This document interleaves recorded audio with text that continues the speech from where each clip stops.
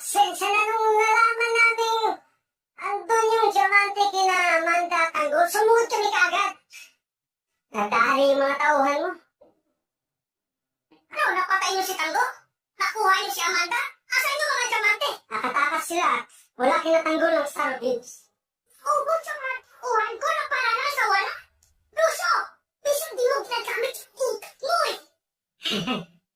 Iyabang mo naman, Roy. Kung hindi dahil sa amin nakakulong pa kayo ngayon kong, di ba? Kami ang pumatay sa mortal ninyong kaaway na si Ramon Montenegro, di ba? Pinapalabas mo. Mas magaling ka sa akin? Lucio! Tandaan mo kung hindi namin kayo napulot ni Angkong. Walang pupuntahan yung walang kwenta yung buhay. Yung asawa mo? Kaya namatay yung Lucio kasi